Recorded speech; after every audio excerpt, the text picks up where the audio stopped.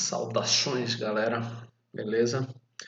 Eu espero que esteja tudo bem. Bom, dando então continuidade ao nosso conteúdo de filosofia, hoje eu separei dois pensadores, duas teorias, para a gente amarrar o capítulo e poder seguir para o próximo. Tranquilo? Então, hoje nós vamos ver Montesquieu e os três poderes. Bom, Montesquieu é, sem sombra de dúvida, um dos grandes pensadores da filosofia política na modernidade. Ele está ali inserido naquele contexto de Revolução Francesa, de Iluminismo, de todos aqueles movimentos que surgiram ali no centro da Europa, final do século XVII, início do século XVIII, e está ali povoando todo aquele espaço. Bom, a principal obra de Montesquieu é O Espírito das Leis. E nessa obra ele vai abordar a ideia do princípio do governo, ou seja, o que é ou quais são os fatores necessários para o bom funcionamento do governo, para a boa administração. E dentro dessa lógica, ele vai desenvolver então todas as suas teorias. Primeiro, Montesquieu vai partir de um princípio muito interessante. Ele vai dizer que a liberdade e a lei, elas não se opõem, mas é a lei que dá a medida da liberdade. O que é que ele está querendo dizer com isso? Ele está nos convidando a refletir que a lei, de um lado, não impede que a liberdade se realize. Ela, pelo contrário, garante a boa execução, o bom funcionamento dessa ideia de liberdade. A grande questão é que quando nós pensamos em liberdade, quase sempre nos vem à cabeça a ideia de completa liberdade, ou seja, a possibilidade de fazer qualquer coisa.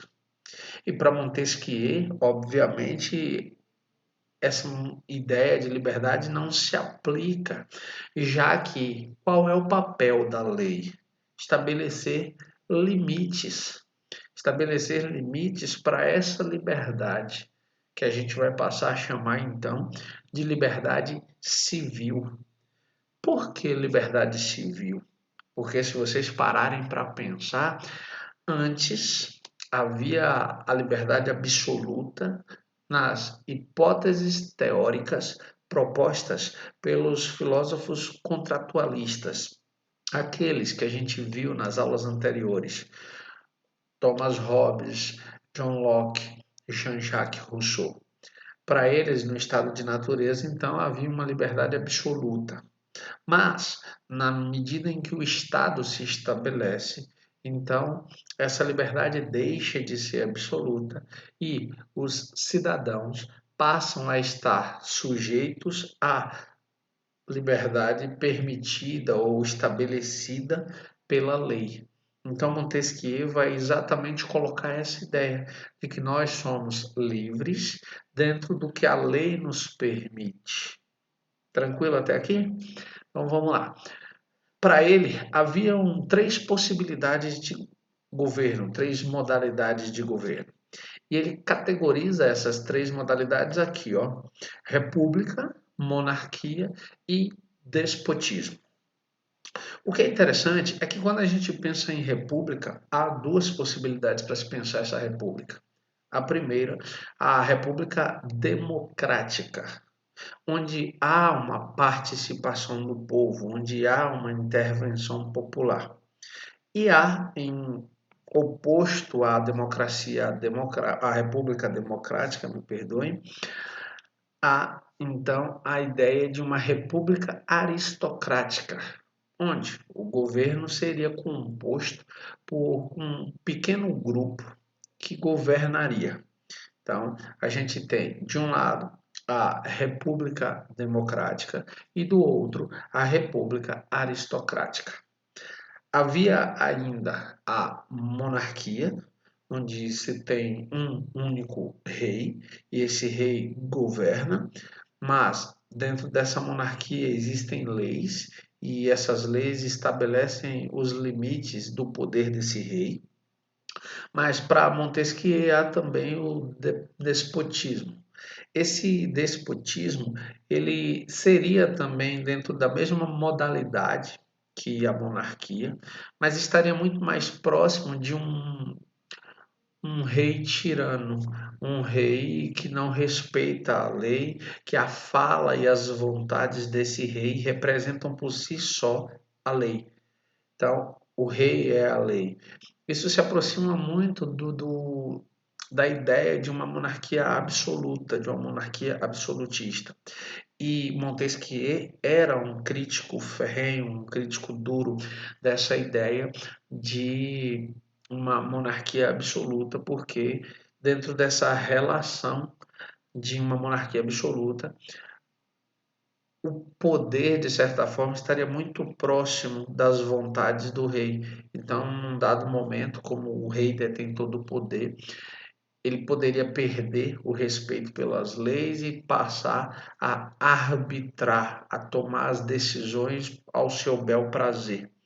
Então, Montesquieu prefere uma monarquia que respeite as leis. Bom, Montesquieu também não era a favor da ideia de democracia popular. Por quê?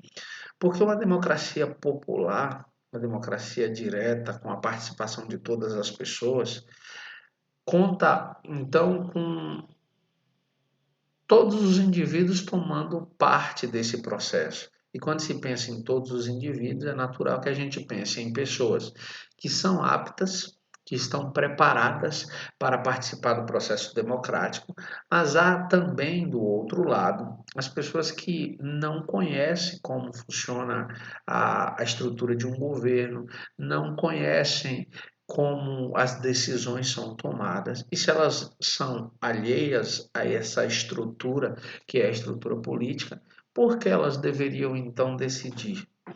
Sob esse ponto de vista, para Montesquieu, o governo deveria ser, no caso de uma democracia, deveria então ser uma democracia representativa.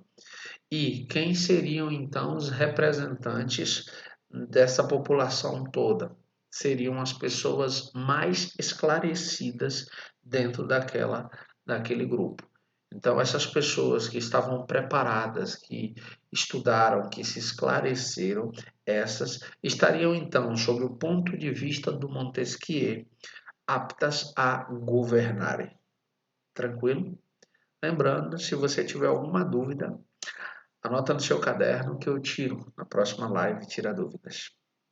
Então, seguindo por essa ideia, o Montesquieu ele vai pensar uma estrutura de poder onde ele vai identificar aqueles que fazem as leis, aqueles que executam as leis e aqueles que julgam e fiscalizam as leis.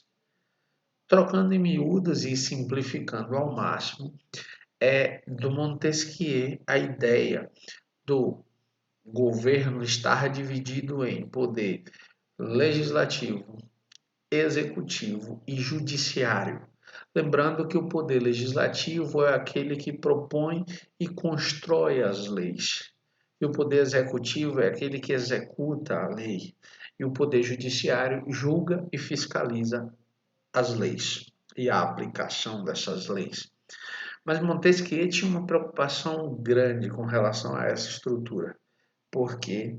Porque ele acreditava que esses poderes eles precisavam necessariamente serem independentes. Eles precisavam não interferirem no bom funcionamento do outro. Então, ele não poderia, por exemplo, ser dado à mesma pessoa dois desses poderes, ou ao mesmo grupo dois desses poderes. Esses poderes precisavam ter cada um a sua independência para que eles bem funcionassem em equilíbrio, mantendo assim a harmonia social. Tranquilo? Lembrando, se ficou alguma dúvida acerca desse conteúdo, Anota no caderno e a gente vai tirar na próxima live, tira dúvidas. Seguindo então a nossa perspectiva, vamos discutir um pouco agora sobre a ideia do direito na filosofia kantiana, ou seja, o direito em Kant. Bom, como vocês bem lembram, Kant também está inserido ali no iluminismo, só que Kant é alemão. Kant é alemão e pós-Revolução Francesa, depois do movimento que se inicia ali em 1789, Kant toma conhecimento lá em Königsberg, cidade que ele mora, ou melhor, que ele morava, é, dos eventos ali pós-Revolução Francesa, das atitudes dos jacobinos em perseguição aos supostos traidores da ideia revolucionária e como esses supostos traidores estavam sendo punidos. Então, dentro dessa lógica, Kant vai perceber e vai dizer que a Revolução Francesa e o movimento revolucionário como um todo acabou se tornando extremamente violento e arbitrário, ou seja, tomando decisões ao bel prazer de suas lideranças. Dentro desse contexto, então, Kant vai se debruçar sobre uma reflexão para ele muito importante e que vai construir um contexto filosófico muito amplo para a gente pensar. Ele então vai se debruçar sobre a ideia de liberdade, a ideia de direito e a ideia de paz. E vai começar a produzir conhecimento sobre essa reflexão. Ele vai dizer o seguinte: as liberdades individuais devem ser garantidas, mas se elas forem entendidas como a realização das liberdades naturais, a paz social nunca será alcançada. Olha que reflexão ampla e interessante. O que é que ele está querendo dizer? Quando ele diz as liberdades individuais devem ser garantidas, ele está dizendo que o seu direito de ir e vir, por exemplo, previsto no artigo 5º da Constituição de 1988, ele precisa ser respeitado. Você tem o direito de ir e vir de onde você quiser e para onde você quiser. Mas ele nos convida a pensar que a gente não pode confundir essa liberdade, olha a junção com o pensamento do Montesquieu, que a gente não pode confundir essa liberdade civil estabelecida pela lei com a liberdade natural, ou seja, com aquela liberdade lá presente na hipótese teórica do estado de natureza. Por que a gente não pode confundir? Porque aquela liberdade lá no estado de natureza era uma liberdade sem limites. Não havia lei, se não havia lei, não havia crime. Então, cada sujeito poderia fazer o que quisesse. Se a gente importa essa ideia, se a gente importa essa prática para essa sociedade, para esse modelo social, a gente estabelece o caos. Por quê? Porque se cada pessoa puder escolher o que fazer, como fazer, quando fazer, para que serve a lei? Para que serve o limite imposto pela lei? Então, se a gente permitisse que essas liberdades acontecessem sob a perspectiva da liberdade natural, então a sociedade provavelmente entraria em colapso, já que a liberdade de um indivíduo afetaria a liberdade do outro, o que afetaria a liberdade coletiva. E a gente voltaria ao Estado, a uma lógica anterior ao Estado, ou seja, o estado de natureza. Por isso que ele diz que as liberdades individuais devem ser garantidas, mas elas não devem ser confundidas com a ideia da liberdade natural. Tranquilo? Então eu vou adiante. Paz perpétua. Kant, num primeiro momento, ele pensa, como eu havia dito antes, a ideia de liberdade, a ideia de paz, a ideia de direito, no âmbito das relações individuais dentro da sociedade. Mas na medida em que ele avança sobre essa reflexão, na medida em que ele aprofunda esse pensamento, ele começa então a extrapolar os limites de uma única sociedade. Ele vai além. Ele vai pensar, por exemplo, a ideia de como uma sociedade, uma nação, um país deve se relacionar com o outro. Por que ele está pensando isso? Porque ele não pode pensar numa constituição ou um documento, uma carta magna, que seja superior à autoridade, à soberania, à autonomia de um Estado. Por quê? Porque ele iria ferir exatamente esse princípio. E o Estado ele precisa ser autônomo, ele precisa ser soberano. Se existir um documento mais importante que a ideia de soberania presente de cada país, quando eu digo Estado, eu estou me referindo a país, à União, isso seria nocivo e provavelmente não seria aceito por todos os países. Então, Kant propôs que a ordem internacional esteja baseada no ideal federativo, onde os estados, sua independência e autonomia, preservam costumes e cultura de seu povo, compartilhando o ideal da paz e concórdia entre as nações. O que é que ele propõe com essa ordem internacional, com esse direito internacional? Que todos os países recebam as mesmas considerações e o mesmo respeito à sua autonomia, à sua soberania, à sua cultura, aos valores presentes ali no âmbito, no desenvolvimento do seu povo. Que todos os países respeitem, por exemplo, as fronteiras do outro.